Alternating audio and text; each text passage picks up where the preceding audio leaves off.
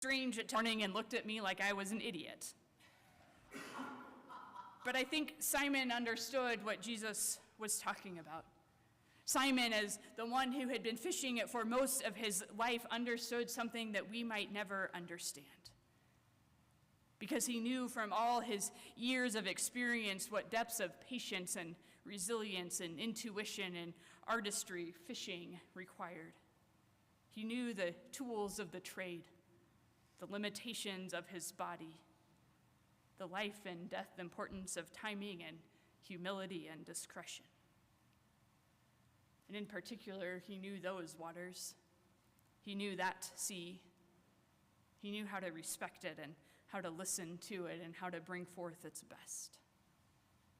Author Debbie Thomas writes, when Jesus shows up and commissions the seasoned fisherman, Simon understands the call not as a directive to leave his experience and intelligence behind, but to bring the best of his knowledge and expertise forward, to become even more fully and freely himself. And since God is in the business of calling pretty ordinary people like you and me, I also believe the same thing is true for us. We aren't just called to faith in general. We aren't just called along with everybody else to attend at church and to be a nice person. But I think we too are called specifically and particularly. We're called to follow Jesus in all of the particulars of our own lives and in our own communities and cultures and families and jobs that we find ourselves in. And that means what God's call looks like for me isn't going to be the same as what God's call looks like for you. And I actually think that's a good thing. Sure, it makes the whole discernment process a little bit harder because I can't just tell you exactly what you're supposed to do.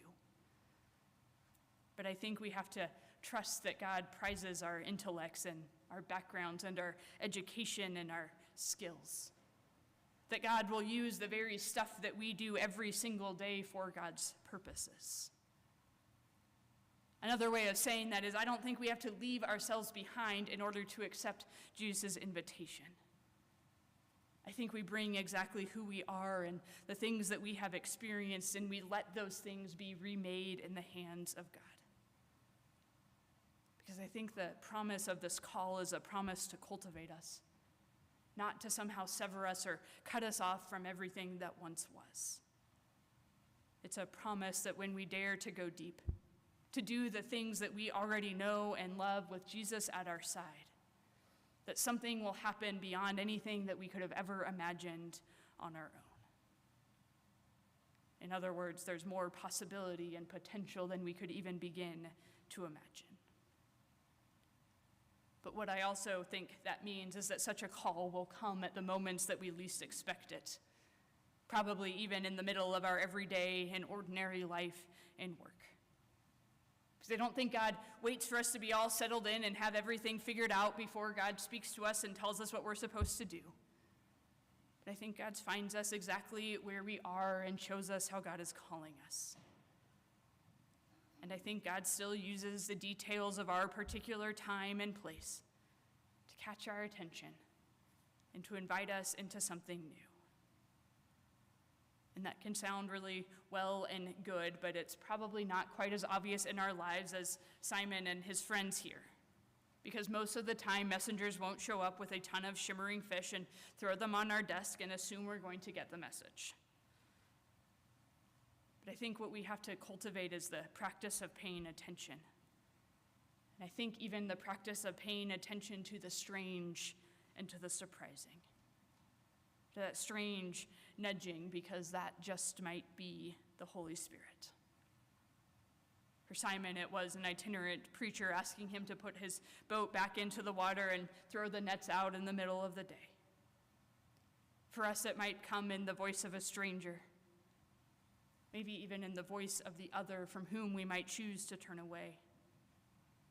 Maybe it will be in the voice of a friend who says something we didn't expect to hear. Or maybe it's that inner voice that we want to ignore and silence along the way. It takes practice to pay attention to the strange and the surprising. But the strange and the surprising really do come. Sometimes in an unlikely word, but sometimes it's the very thing we need to hear. And before we start to think we couldn't possibly be ready, remember that Jesus' invitation to Cain as when he despair and hope, when he was ready to give up and go back.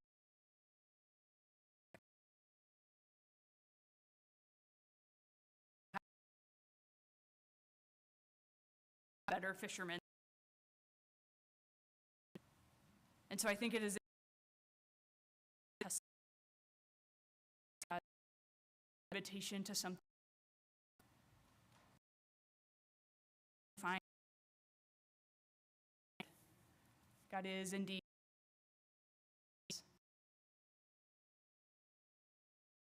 feel the most hopeless. God is seeking us still. We have to get comfortable going nets because we're going to be enough.